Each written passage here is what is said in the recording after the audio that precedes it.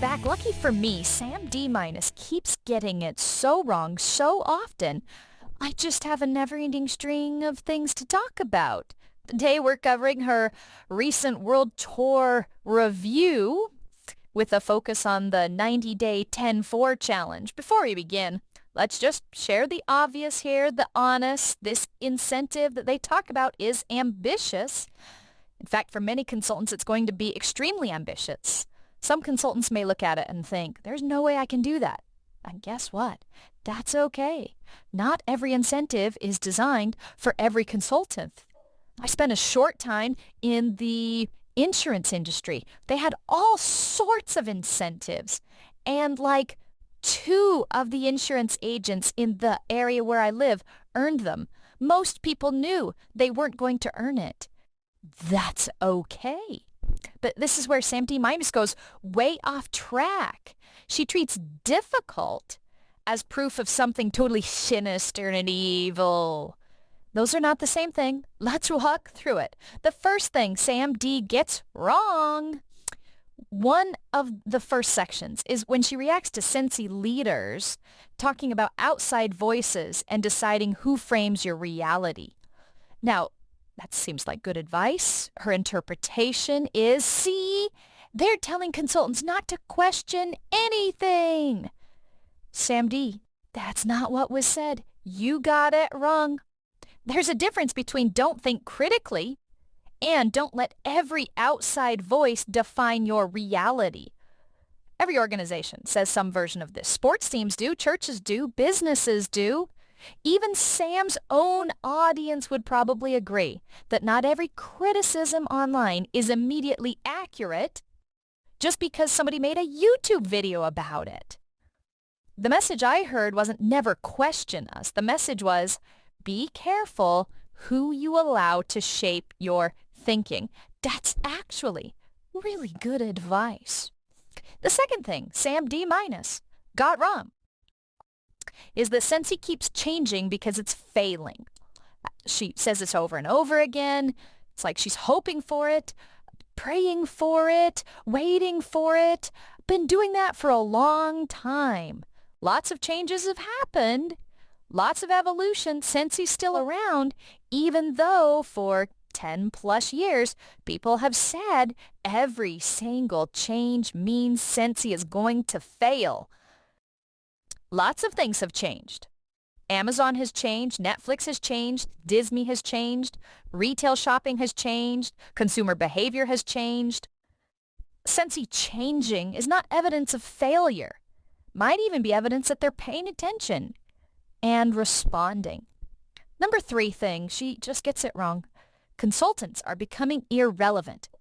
She says this over and over again, like every single video. I wonder if she ever gets tired of repeating the same false narrative. Because she says that people can order now directly through the corporate, and that means that consultants are no longer relevant. That doesn't mean that at all. Many modern customers want convenience. They want online ordering, mobile checkout, direct access, some self-service purchasing. Many purchasing, that makes purchasing easier, but that doesn't automatically eliminate the consultant relationship. Removing friction helps customers buy more frequently. The question is not, can customers order directly? The real question is, does Scentsy help consultants create value? The answer is yes. Recommendations, community, product education, follow up. Customer coaching, customer service, those things still matter. And guess what? Customers can still go directly to Scentsy consultants' websites and order. Over and over again, consultants are more relevant than ever because they reach customers the corporate never could. Next thing, Sam often says she's so focused. She has this weird lens. She sees everything through the lens of a pyramid scheme. It's one of her really interesting moments in this video. The corporate leadership, the owners, talk about building relationships, growing and creating opportunity. And Sam's response is just wrong. She says the more you talk about up or community, the more you sound like a pyramid scheme. That is such a weird standard. Like, is every community-based organization a pyramid scheme? Like, I do CrossFit. There's a powerful community around CrossFit. A lot of people do book clubs, personal organizations, churches. All of them talk about community. The existence of a community is not evident of a pyramid scheme. It's worth discussing, but merely talking about community isn't proof of anything. She gets it wrong thinking that this was like a just please stay, like the owners were begging people to stay. When I listened, I didn't hear that. Maybe Sam has bias. What I heard was leadership acknowledging that change feels uncomfortable, people have concerns, market is shifting, company is adapting. It's not the same thing as panic or begging people to stay.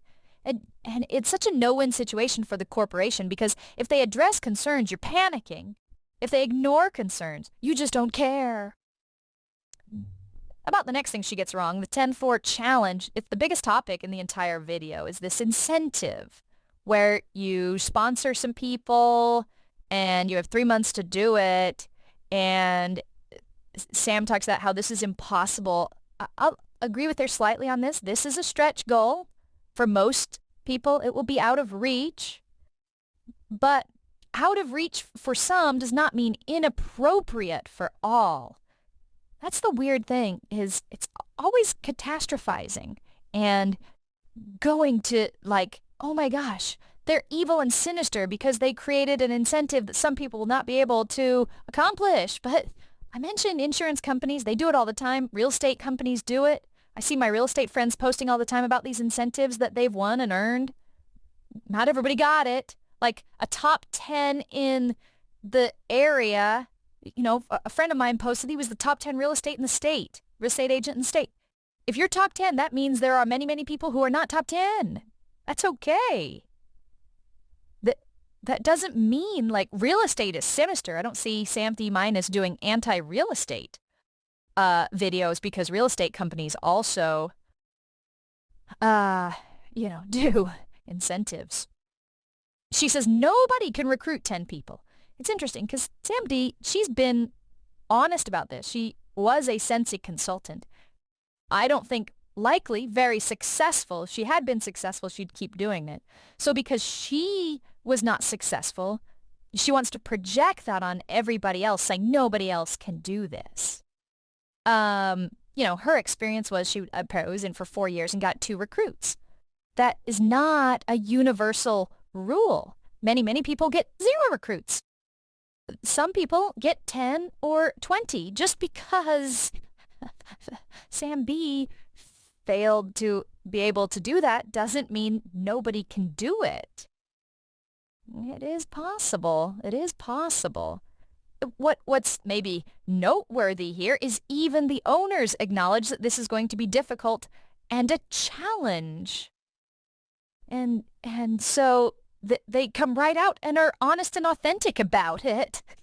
It's so funny. Sam D doesn't seem to care.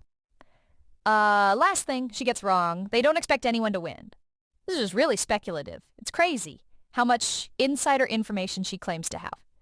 She argues that because winners can help design a warmer or fragrance, Scentsy must expect very few winners. And maybe that's true. Maybe they're prepared for however many qualify. We just don't know. Throughout the video, this happens so often. Possibility becomes certainty. Speculation becomes evidence. An assumption becomes conclusion. She has no insider information. She has no real knowledge here. Just loves to spout what she thinks. And crazy enough, it's all incredibly negative. She wraps up her video with the weird discussion about the fact that the owners say, love you. And she says she's weirded out by it, even though she says she loves her community and that it doesn't work in a business environment. But, I mean, I guess if you don't like it, you don't like it. But maybe if the owners are authentic about it, they say it all the time. She also says something very interesting at the ending that was so great. She says, if you're thinking of joining Scentsy, don't do it. I did it for you so you don't have to.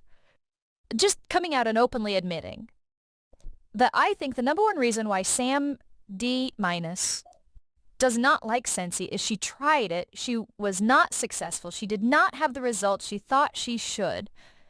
And now she's maybe a bit angry, a bit bitter, and so is on the attack just because her experience was not what she wanted it to be. And she's a weird person, I think, to be taking advice from them in this area because her bias is so clear. There's no objectivity. And, she obviously sees everything through a lens, and it's gotten her a lot of viewers and interest and things like that. But if you're looking for real information, I don't think she's a great source for accurate, honest, unbiased information. The biggest problem is the same problem with all of these videos, which is that every single thing is interpreted in the most negative way possible. A challenge becomes exploitation, a goal becomes desperation, and incentives become manipulation. If you're trying to build a community, it's a pyramid scheme. If you're making a shift, it's corporate panic. If a product reward is put out there, that's proof that consultants are just the customers. And when every fact supports the same conclusion, regardless of context, it's just evidence of extreme confirmation bias. So, final thoughts.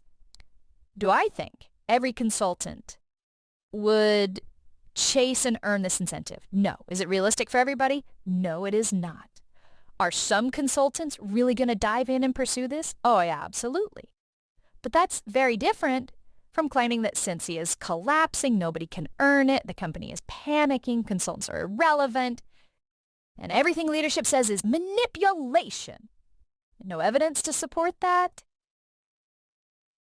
It looks like a company that's trying to grow, trying to adapt, trying to create momentum. Now, you can agree with their strategy, you can disagree with their strategy, but disagreement with the strategy is not proof that they're evil, sinister, and trying to run a manipulative conspiracy, which is what is portrayed all throughout this entire video, and that distinction gets lost. Thank you for listening. Take a deep breath. Everything's going to be fine.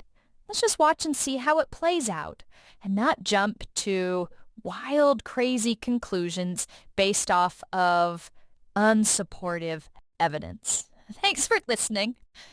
Like and follow.